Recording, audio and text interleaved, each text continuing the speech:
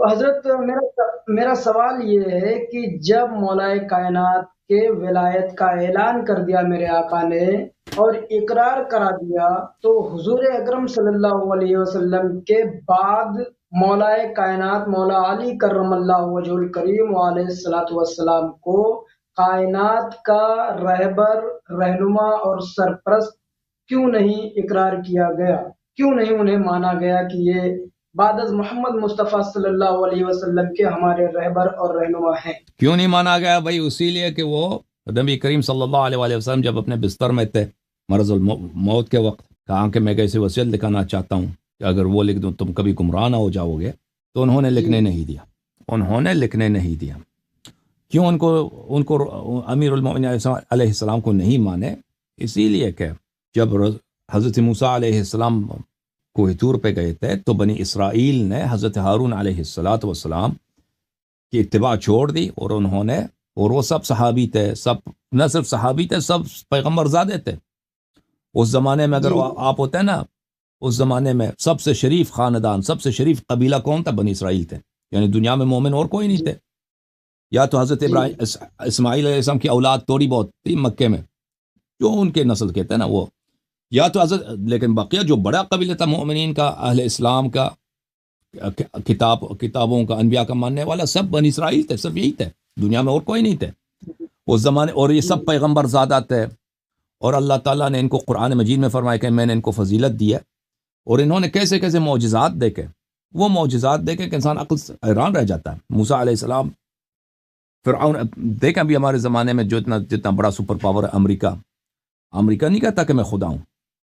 امریکہ نے یہ نہیں کہا کہ میں خدا ہوں. امریکہ بھائی سپر پاور، وہ کہتا بھی ہے کہ بھائی میں خدا کو مانتا ہوں، پیسے پہ بھی لکھا in God we trust, dollar پہ ہی لکھا. لیکن اس زمانے میں جو سپر پاور تھا سب سے اتنا مغرور، اتنا ظالم، کہ کہتا ہے میں خود رب ہوں آپ کا، میری پوجا کرو، میری پرستش کرو.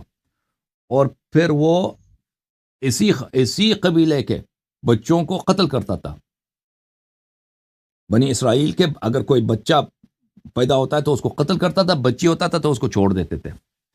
تو انہوں نے ایسے معجزات دیکھے کہ اسی فرعون کے سامنے موسیٰ علیہ السلام آئے اکیلے، ان کے ساتھ صرف ان کا بھائی ہے، کچھ بھی نہیں، کوئی بھی نہیں ہے، نہ فوج، کچھ بھی نہیں.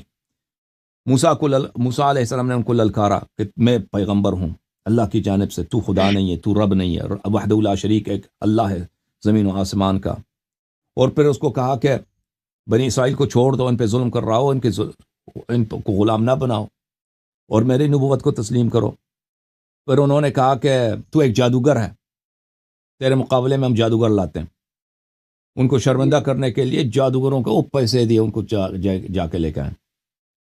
تو وہ جادوگروں نے کرتب دکھائے. موسیٰ علیہ السلام نے ایک وہ ان کی جو لاٹھی ہے وہ ڈال دیا، وہ اتنا بڑا اللہ کے حکم سے لوگ رہ گئے کہ بھئی ایک لکڑ کا ٹکڑا کیسے ایک زندہ جانور بن جاتا ہے. اور پھر وہ سب جادوگر انہوں نے اسی وقت سجدہ کیا ہے، آمنا برب موسیٰ و ہارون، کہ ہم ایمان لائے بھائی، ہم نے توبہ کیا، یہ جادوگری نہیں ہے، موسیٰ اللہ کے نبی ہیں. پھر انہوں نے کہا کہ میں آپ سب کو پھانسی پہ چڑھا دوں گا. جادوگروں سے کہا، انہوں نے کہا میں پرواہ نہیں ہے، ہمیں پتہ چل گیا یہ دین حق ہے. تو بنی اسرائیل نے سب معجزات دیکھے. بنی اسرائیل نے دیکھا کہ پھر کیسے موسیٰ علیہ السلام نے فرعون کو ڈبا دیا. وہ جو سب دنیا کا اتنا بڑا سپر پاور تھا، لشکر لے کے آیا بنی اسرائیل کے پیچھے، کہ ان کو واپس لے کے آتے ہیں، اپنا غلام بناتے ہیں، ہمارے غلام یہ جانے کی ضرورت، ان کی اجازت نہیں ہے. وہ سب اللہ نے ہلاک کر دیا. وہ انہوں نے دیکھا کہ اس کا لاشا پڑا ہوا ہے پانی پر، ٹھیک ہے نا. اتنے معجزات دیکھے. آسمان سے ان کے لیے کیا نازل ہوتے تھے؟ آسمان سے ان کے لیے کھانا نازل ہوتا تھا. یہ جب چلتے تھے صحرا میں تو ان پہ بادل سائے لگاتا تھا. اتنے یہ تھے، ہر دن یعنی دن رات یہ معجزے دیکھتے تھے. اسلام میں تو اس طرح نہیں ہے بھائی کہ آسمان سے صحابہ کے لیے کھانا نازل ہو اس طرح. تو وَأَنزَلْنَا عَلَيْكُمُ الْغَمَامَ وَأَنزَلْنَا عَلَيْكُمْ الْمَنَّ وَالسَّلْوَىٰ. پرندے ان کے لیے روسٹڈ پرندہ آسمان سے آتا بھائی، کھانا کھاؤ. تو اس کے باوجود ان صحابہ نے کیا کیا؟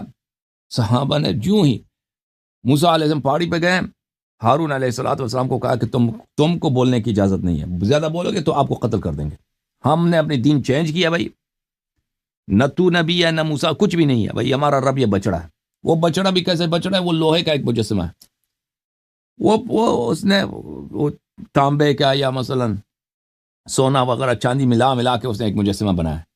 وہ کوئی ہنر کی بات تو نہیں اس میں, وہ کوئی بھی بنا سکتا ہے.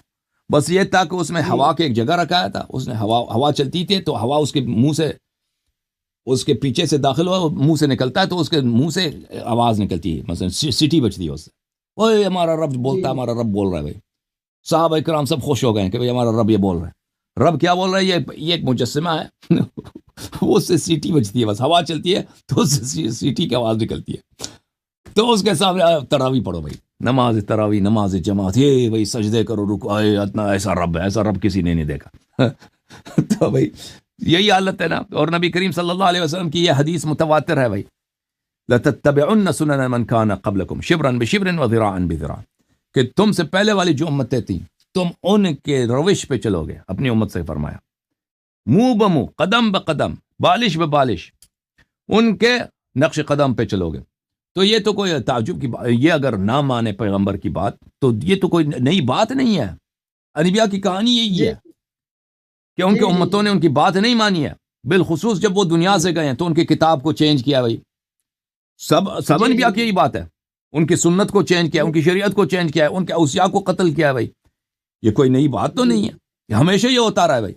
اگر اس امت میں یہ ہو جائے تو یہ پیغمبر صلی اللہ علیہ وسلم نے تو یہ نہیں کہا تھا کہ تم پرانے امتوں میں جو بات ہوئی ہے وہ تم میں واقع نہیں ہوگی.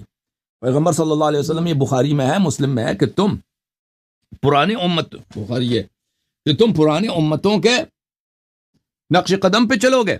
تو اگر یہ امت اسی نقش قدم پہ چلے تو کیا اس میں کیا بات ہے. وہ پھر بھی حکومت, چلو وہ بنی اسرائیل نے بچڑے کی عبادت کی تھی, وہ بچڑے کی عبادت جو ہے بہت قبیح ہے, اس کو کوئی مانتا نہیں ہے بھائی, دل بھی نہیں کرتا, اس کا کوئی فائدہ بھی نہیں ہے نا. بچڑے کے سامنے تم نماز پڑھو, اس کا دنیاوی تو کوئی لذت تو نہیں ہے. لیکن حکومت بھائی, ابھی آپ جو ہے نا, وہ آپ کو بہار کا جو ہے پرائم منسٹر بنا دے, چیف منسٹر بنا دے, یا آپ کو MNA بنایا جائے, آپ کو وزارت خانہ دے, یا آپ کو ایک ڈپارٹمنٹ کا ہیڈ بنایا جائے بھائی, لوگ اس کے لیے کیا کیا نہیں کرتے کہ بھائی کچھ میری پاور بڑھ جائے نا, وہ کیا نہیں کرتے بھائی. اگر عورت ہے تو روزانہ میک اپ کرے گی اپنے باس کے لیے تاکہ مجھے پروموشن ملے. دنیا کے لیے لوگ کرتے ہیں نا. تو اگر صحابہ کرام کو تمنا ہو کہ ہماری پاور ہمارے ہاتھ میں آ جائے, حکومت ہمارے ہاتھ میں, اس میں تعجب کی کون سی بات ہے. پوری تاریخ انسانیت, اب آج کا معاشرہ بھی اسی بات پہ شاہد ہے کہ یہی انسان یہی کرتے ہیں, تاریخ بھی اسی بات پہ شہادت دیتی ہے. جی سر. جھوم جاؤ, پرواز کرو, کیوں فخر سے سر اٹھا, کیونکہ اللہ تعالیٰ نے تمہیں انتخاب کیا. صراط حق پر صرف تم ہو, صراط ایمان پر صرف کیا, کیونکہ اللہ تعالیٰ نے تمہیں انتخاب کیا. صراط حق پر صرف تم ہو, صراط ایمان پر صرف